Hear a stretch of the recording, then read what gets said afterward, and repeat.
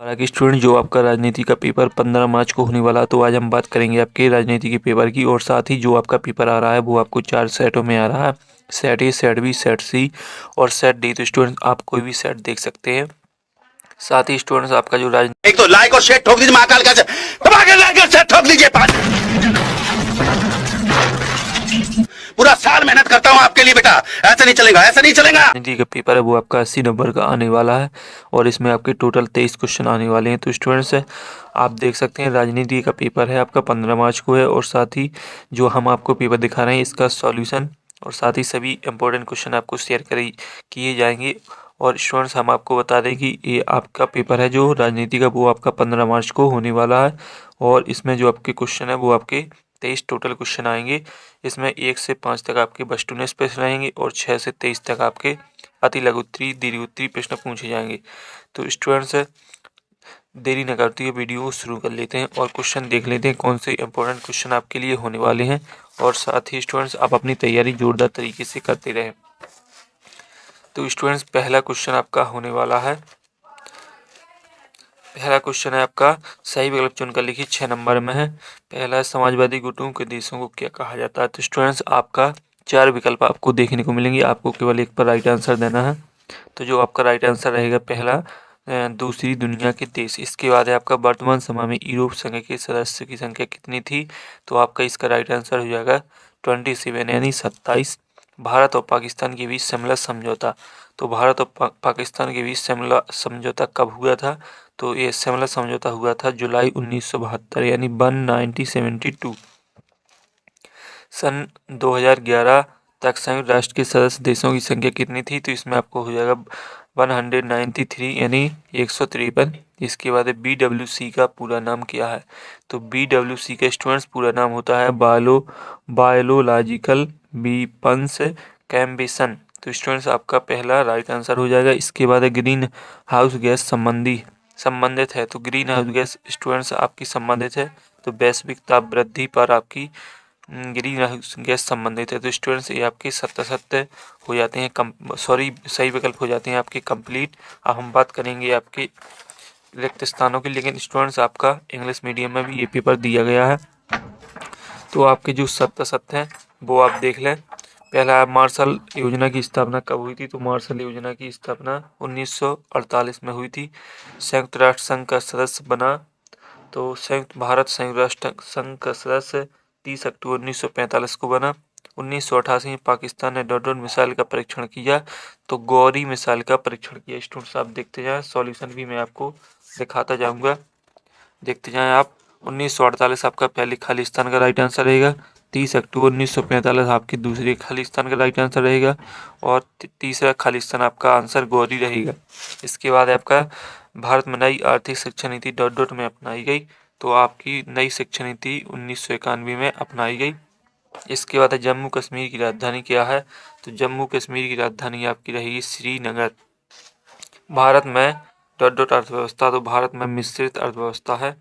तो आप देख लें एक बार अच्छे से जो आपके खालिस्तान के राइट आंसर है। इसके बाद स्टूडेंट बढ़ेंगे आगे तो हम देखेंगे आपकी सही जोड़ी। तो जो आपकी सही जोड़ी है वो भी आपकी काफ़ी इम्पोर्टेंट है। और साथ ही आप अपनी तैयारी स्वयं से जोरदार तरीके से करते रहें और इस इम्पोर्टेंट पेपर को भी जरूर पढ़ें। तो आपकी 6 नंबर में सही जोड़ी आने वाली है। इसमें आपका पहला सोवियत संघ। तो इसका आपका जो राइट आंसर रहेगा 15 गणराज्य आसियान की स्थापना। तो ये हो जाएगा अगस्त 1967। अंतर्राष्ट्रीय मुद्रा कोष का मुख्यालय तो हो जाएगा वॉशिंगटन। प्रथम विश्व युद्ध तो आपका हो जाएगा 1939। और द्विराष्ट्र का सिद्धांत तो शहनवाज भुट्टो। बिहार का काल औद्योगिकरण। तो ये आपकी सही जोड़ी कंप्लीट हो जाती हैं। अब बढ़ेंगे आपकी सत्य पर। तो जो आपके एक शब्द एक वाक्य वो आपकी 7 नंबर में रहने वाले सीमांत गांधी के नाम से जाने जाते हैं। तो सीमांत गांधी के नाम से जो जाने जाते हैं वो हैं आपके पंडित जवाहरलाल नेहरू। तो सीमांत गांधी के नाम से पंडित जवाहरलाल नेहरू जाने जाते हैं। इसके बाद ताशकंद समझौता हुआ था। तो ताशकंद समझौता 1996 में हुआ था आपका। इसके बाद है आपातकाल क्या है। तो स्टूडेंट्स जो आपका आपातकाल होता है वो है आपका देश में आंतरिक या आर्थिक रूप से खतरे की आशंका। देश में आंतरिक या आर्थिक रूप से खतरे की आशंका आपातकाल कहलाता है। इसके बाद है गठबंधन सरकार बनने के प्रमुख क्या कारण। तो गठबंधन सरकार का जो आपका चौथे का राइट आंसर रहेगा वो है आपका राष्ट्रीय दलों की कमजोर स्थिति। तो राष्ट्रीय दलों की यदि कमजोर स्थिति होती तभी गठबंधन सरकार बनती है। इसके बाद चिपको आंदोलन के प्रवर्तक थे। तो चिपको आंदोलन के प्रवर्तक कौन थे स्टूडेंट्स? चिपको आंदोलन के प्रवर्तक आपके सुंदरलाल बहुगुणा थे। इसके बाद सोवियत भारत ने नई आर्थिक शिक्षा नीति कब अपनाई? तो सन 1991 में भारत में नई आर्थिक शिक्षा नीति अपनाई गई। सोवियत संघ के विघटन का प्रमुख क्या कारण था? तो सोवियत संघ। स्टूडेंट्स आप खुद से अपना सॉल्यूशन देख सकते हैं। इसके बाद आते हैं आपके इसके बाद रहते हैं आपके पहला सतह श्वेत क्रांति का संबंध दुग्ध उत्पादन से। तो आपका रहेगा सत्य।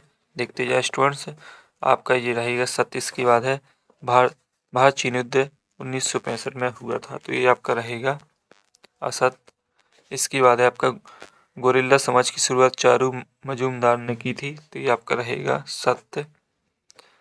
भारत की प्रथम महिला प्रधानमंत्री इंदिरा गांधी थी। तो ये भी आपका सत्य रहेगा। जल्दी से मिलान करते जाएं।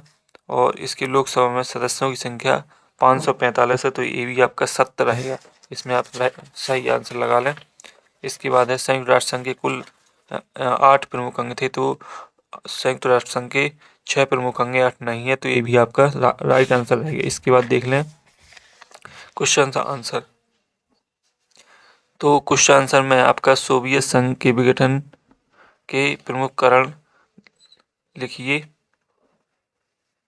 अथवा ध्रुवीकरण का क्या अर्थ है, आतंकवाद किसे कहते हैं, मानवाधिकार किसे कहते हैं। तो स्टूडेंट्स ये आपके मोस्ट इंपोर्टेंट क्वेश्चन है। ग्लोबल वार्मिंग क्या है, भूजल संकट के कारण लिखिए, आर्थिक उदारीकरण क्या है, और इसके बाद स्टूडेंट्स आपका वैश्वीकरण की 2 विशेषताएं। तो स्टूडेंट देखते जाएं, काफ़ी मोस्ट इंपोर्टेंट क्वेश्चन है और साथ ही आप अपनी तैयारी जोरदार तरीके से करते जाएं। नियोजन का अर्थ में परिभाषा बताइए, नियोजन के उद्देश्य, विश्व गणतंत्र से तात्पर्य, भारत के पड़ोसी देशों के नाम, आतंकवाद समझौता क्या था, दल बदल क्या है। 2-2 नंबर के सभी क्वेश्चन आपके इंपॉर्टेंट हैं।